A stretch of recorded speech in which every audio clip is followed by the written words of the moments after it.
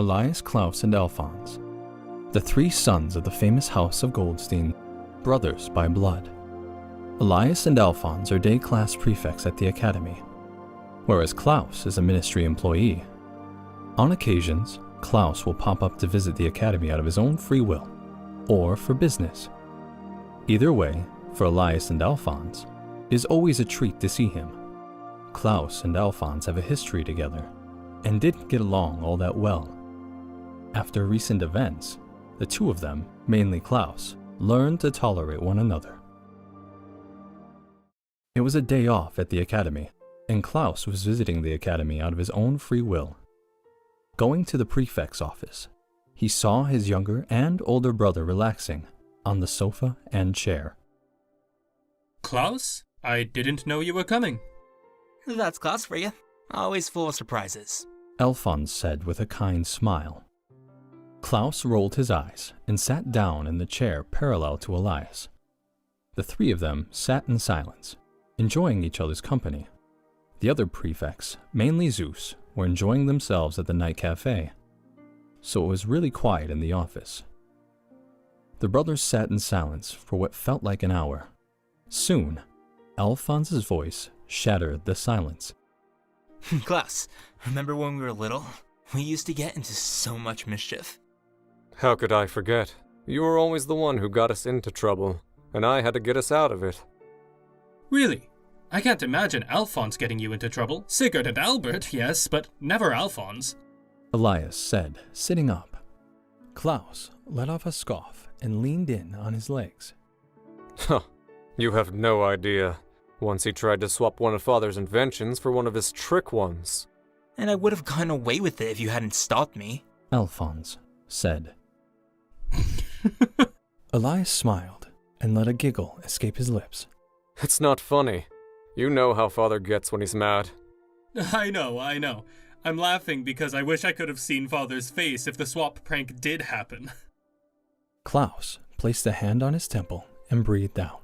Ah, you are so much like Alphonse. Klaus sighed. Elias shrugged with a smile. What did you expect? I'm your brother, after all. Alphonse sat in silence for a while before a mischievous smile spread across his face. That reminds me. Klaus, do you remember when Elias was about 7 and we used a special trick to make him smile, even though he was already smiling? Elias's eyes widened and Klaus's grin grew into a sly smile. As a matter of fact, I do. Why bring it up all of a sudden? No reason. I guess you can say I miss my little brother's laugh. Alphonse said, eyeing Elias. Elias stared at his brothers, with fear clear as crystal in his eyes. Alphonse quickly muttered a spell to make the room soundproof. So do I. A surprised and scared smile spread across the young Goldstein's face. What has gotten into you two? Elias asked as his two older brothers inched closer. Whatever do you mean, Elias? We're just having fun, aren't you? Never in a million years would Elias ever hear his stoic and strict brother say he was having fun, and he knew his brother better than anyone. If Klaus were feeling something, he would rarely show it, or admit to it. This was a new one on him. Alphonse was no exception. He's always in a good mood and shows it. He's rarely ever seen sulking or moping. Come on, guys, you don't have to do this! This is long overdue, Elias. Of course we have to do this. Elias took a gamble and made a break for the door. Now, Elias is a smart young man. He's a prefect for crying out loud. But thinking he could outrun Klaus was on him. Klaus easily caught him before he could even reach the door. Klaus couldn't help but smile at Elias's struggling. It would take a miracle for Elias to escape Klaus's strong and firm grip. Let go of me! Yell all you want, Elias. With the soundproof spell up, no one will be coming to your rescue. Alfonse said as he locked the office's door. Klaus placed his brother in his lap and forced his arms into a position where he could not move them. Come on, let's be reasonable here! Elias said as Alphonse inched closer, still struggling in Klaus's hold. We are. We get to tickle you senseless, and you get to laugh. A win-win for the three of us. Just hearing the dreaded T word made Elias cringe. When Alfonse's fingers collided with Elias's sides, pure, childish laughter spilled from the young prefect's mouth. Elias's eyes were squeezed shut, but his mouth was gaped open with a melodic laughter coming out. Honestly, Elias, I thought you'd outgrown this by now. Shut up! Being rude, are we? Alfonse asked, digging his fingers harder into Elias's sides. Elias threw his head back against Klaus's shoulder and let out a new stream of laughter. No, stop, please! Elias has always been extremely ticklish.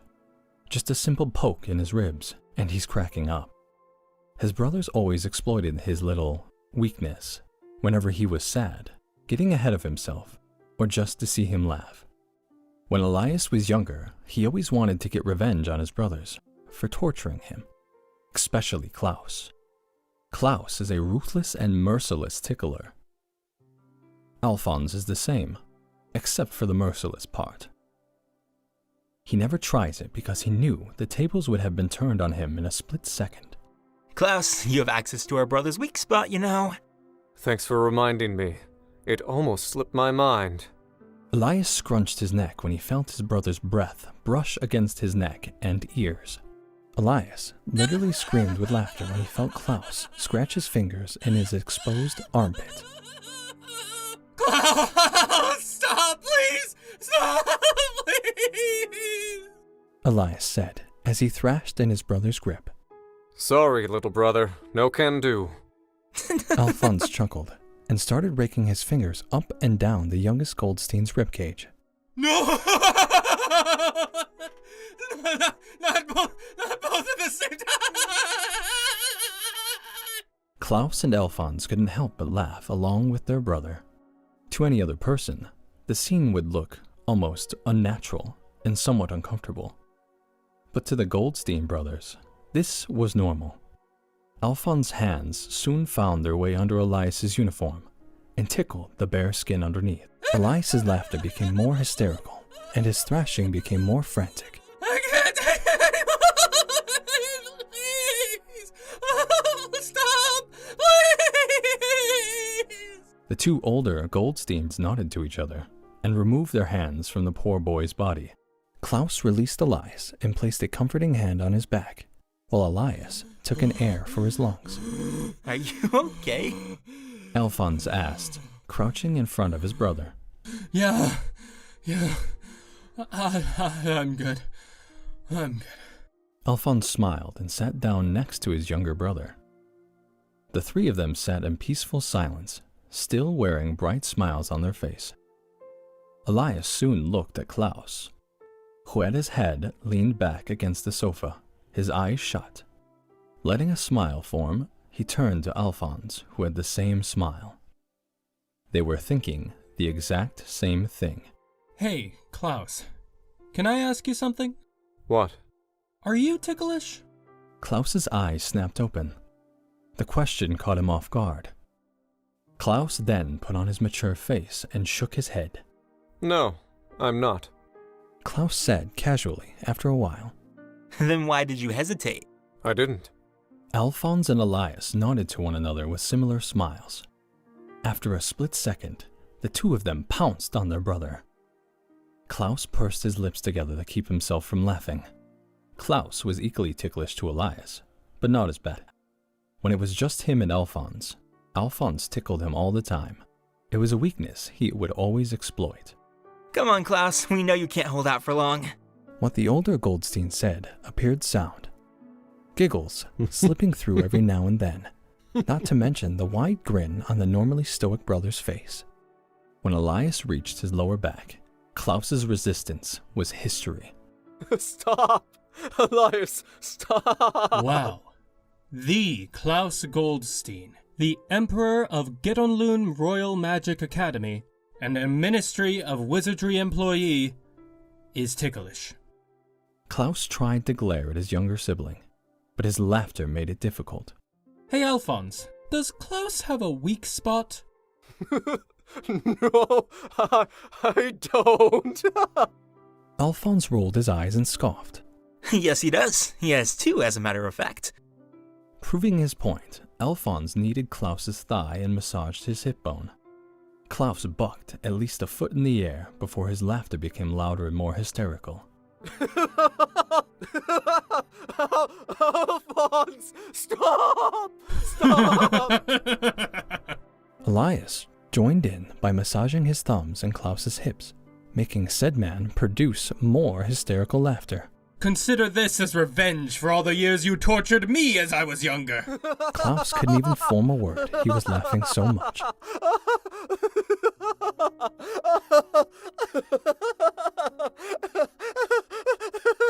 Stop!